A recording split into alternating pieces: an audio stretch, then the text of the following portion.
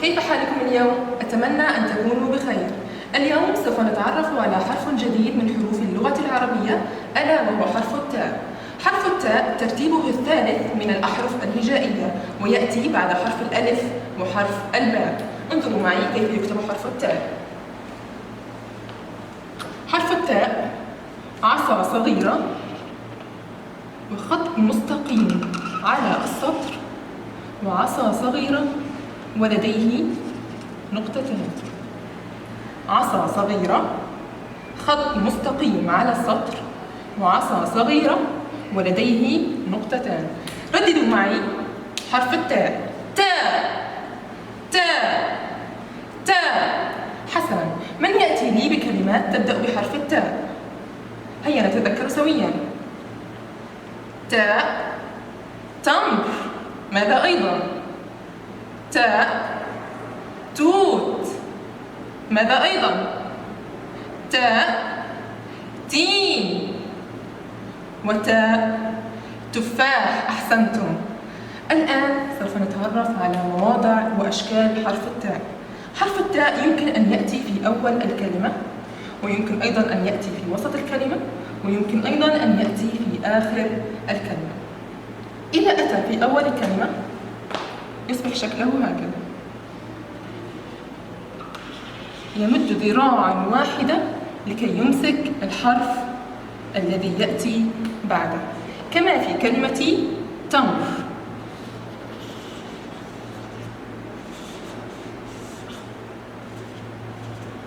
حرف التاء هنا أتى في بداية الكلمة، مد ذراعا واحدة لكي يمسك الحرف الذي أتى بعده وهو حرف الميم. أتى في بداية الكلمة، مد ذراعا واحدة لكي يمسك الحرف الذي يأتي بعده. يمكن أيضا لحرف التاء أن يأتي في وسط الكلمة، وإذا أتى في وسط الكلمة يمد ذراعيه الاثنين لكي يمسك الحرف الذي قبله والحرف الذي يأتي بعده. يصبح شكله هكذا، مد ذراعيه الاثنين لكي يمسك الحرف الذي قبله والحرف الذي يأتي بعده، كما في كلمة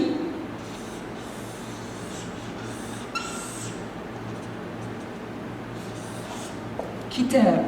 حرف التاء هنا أتى في وسط الكلمة، مد ذراعيه الاثنين لكي يمسك حرف الكاف قبله وحرف الألف بعده.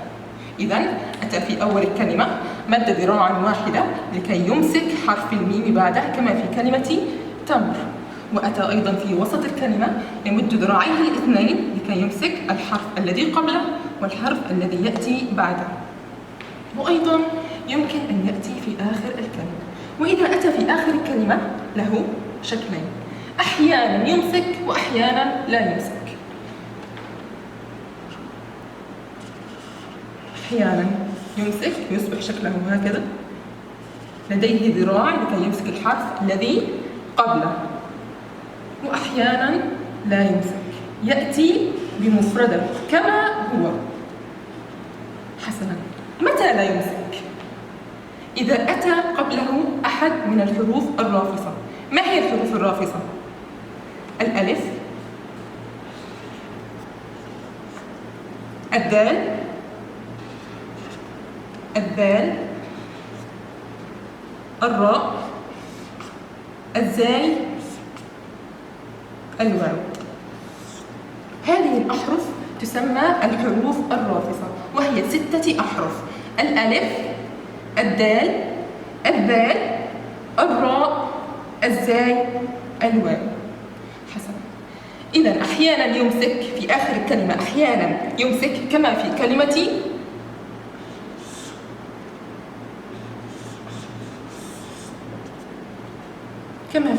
بنت. حرف التاء هنا أمسك بحرف النون. لماذا أمسك بحرف النون؟ لأن حرف النون ليست من الحروف الرافصة. أيضا هنا حرف التاء لا يمسك. لا يمسك بمن؟ بالحروف الرافصة: الألف، الدال، الذال، الراء، الزاي، الواو، كما في كلمة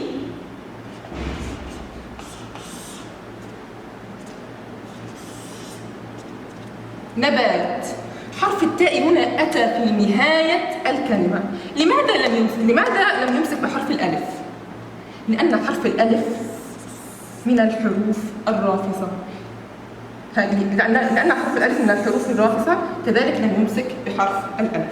الآن يوجد معي نشاط عن مواضع وأشكال حرف التاء في أول الكلمة وفي وسط الكلمة وفي آخر الكلمة. يوجد معي بطاقات تحتوي على كلمات بها حرف التاء. أول كلمة كلمة مكتب. حرف التاء هنا في الأول أم في الوسط أم في الآخر؟ انظروا جيدا، حرف التاء هنا في الأول أم في الوسط أم في الآخر؟ أحسنتم، في وسط الكلمة. لماذا في وسط الكلمة؟ مد ذراعي اثنين لكي يمسك حرف الكاف قبله وحرف الباء بعده. نضعه في وسط الكلمة. هنا يوجد معنا كلمة نبات. حرف التاء هنا أتى في الأول أم في الوسط أم في الآخر؟ انظروا جيدا، في الأول أم في الوسط أم في الآخر؟ في آخر الكلمة. أحسنتم. يمسك أم لا يمسك؟ لا يمسك. لماذا لا يمسك؟ لأنه أتى قبله حرف من الحروف الرافصة وهو حرف الألف.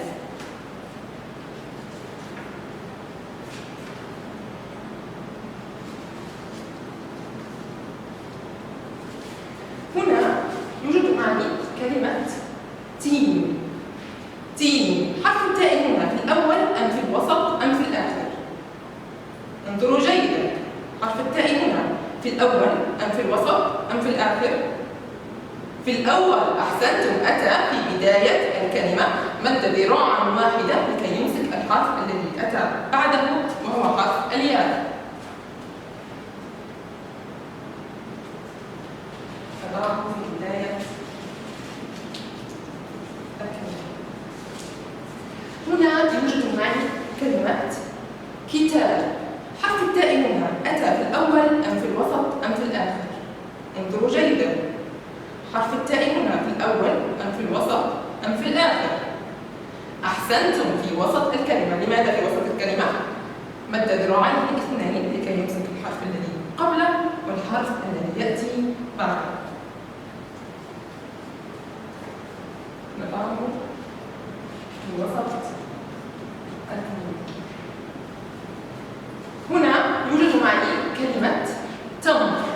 حرف التاء هنا في الأول أم في الوسط أم في الآخر؟ حرف التاء هنا في أول الكلمة. لماذا في أول الكلمة؟ مد ذراعا واحدة لكي يمسك الحرف الذي بعده. نضعه في أول الكلمة. آخر بطاقة معي يوجد فيها كلمة بنت. كلمة بنت هنا حرف التاء في الأول أم في الوسط أم في الآخر؟ أحسنتم، في آخر الكلمة. حسنا، يمسك أم لا يمسك؟ يمسك. لماذا يمسك؟ لأن حرف النون ليست من الحروف الرافصة. نضعه في آخر. أحسنتم يا صغار، شكرا لكم.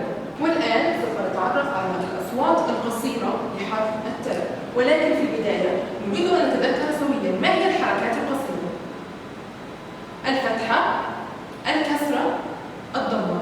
أين توضع الفتحة؟ أعلى الحرف. أين توضع الكسرة؟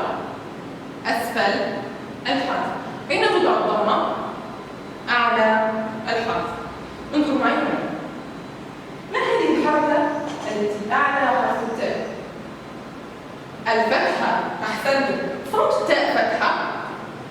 تاء تاء تاء.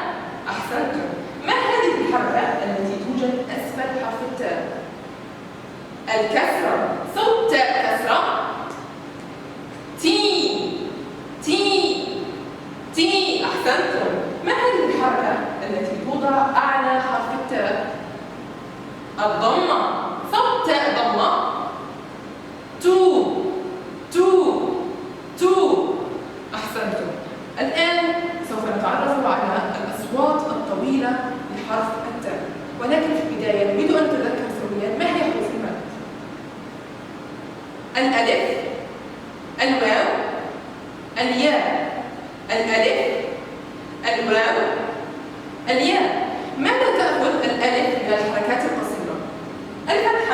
أم الكسرة أم الضمة؟ تذكروا جيدا، ماذا تأخذ الألف من الحركات القصيرة؟ الفتحة أم الكسرة أم الضمة؟ أحسنتم، الألف تأخذ من الحركات القصيرة الفتحة، كما في كلمة تامر. تامر. أحسنتم. الياء ماذا تأخذ من الحركات القصيرة؟ الفتحة أم الكسرة أم الضمة؟ تذكروا جيدا، الياء ماذا تأخذ من الحركات القصيرة؟ الفتحة أم الكسرة أم الضمة؟ أحسنتم، الياء تأخذ الكسرة، كما في كلمة تين. تين. الكسرة أتى بعدها حرف الياء. تين. حسنا. الواو ماذا تأخذ من الحركات القصيرة؟ الفتحة أم الكسرة أم الضمة؟ الضمة. أحسنتم، الواو تأخذ من الحركات القصيرة الضمة، كما في كلمة توت. الضمة أتى بعدها حرف الواو. توت. أحسنتم. انظروا معي هنا.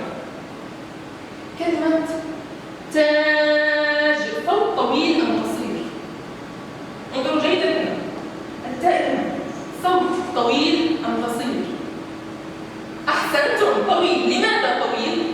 لأن الفتحة أتى بعدها حرف الألف، أصبح صوت طويل. تاج. رائع. كلمة هنا تمساح. التاء صوت قصير أم طويل؟ انظروا جيدا. التاء هنا صوت طويل أم قصير؟ أحسنتم، صوت قصير. لماذا صوت قصير؟ لأن بعد حرف التاء لم يأتي شيء من حروف المد. تمساح. تمساح، صوت قصير. هنا كلمة تفاح. تفاح، صوت طويل أم قصير؟ انظروا جيدا. تفاح، صوت قصير. أحسنتم، لماذا صوت قصير؟ لأن الضمة لم يأتي بعدها حرف الواو، أصبح صوت قصير. تفاح. شكرا لكم. يوجد معي نشاط عن حروف المد، مد بالألف، مد بالواو، ومد بالياء. ويوجد معي بطاقات تحتوي على حرف التاء الممدود، والمطلوب هو معرفة ما نوع المد. كلمة تاج، ما نوع المد في هذه الكلمة؟ انظروا جيدا. تاج، مد بالألف. أحسنتم، نضعها عند الألف. كلمة توت، انظروا جيدا. توت، ما نوع المد في هذه الكلمة؟ مد بالواو. أحسنتم، نضعها عند المد بالواو. يوجد معي أيضا كلمة تين. انظروا جيدا إلى الكلمة، ما نوع المد هنا؟ تين، مد بالياء. أحسنتم، نضعها عند المد بالياء. كلمة يتوب، انظروا جيدا. يتوب، ما نوع المد هنا؟ مد بالواو. أحسنتم، مد بالواو، نضعها عند المد بالواو. كلمة تيجان. تيجان، ما نوع المد هنا؟ انظروا جيدا. تيجان، مد بالياء. أحسنتم. وأيضا آخر كلمة، كلمة تامر. تامر، ما نوع المد هنا؟ تامر، مد بالألف. أحسنتم. إذا يا صغار، ما الحرف الذي أخذناه اليوم؟ حرف التاء. حرف التاء. كيف يكتب حرف التاء؟ عصا صغيرة، خط مستقيم، عصا صغيرة، ولديه نقطتان. تعرفنا اليوم أيضا على مواضع وأشكال حرف التاء. أنه يمكن أن يأتي في أول الكلمة، ويمكن أن يأتي أيضا في وسط الكلمة، ويمكن أن يأتي في آخر الكلمة. وأيضا تعرفنا على الأصوات القصيرة لحرف التاء والأصوات الطويلة لحرف التاء.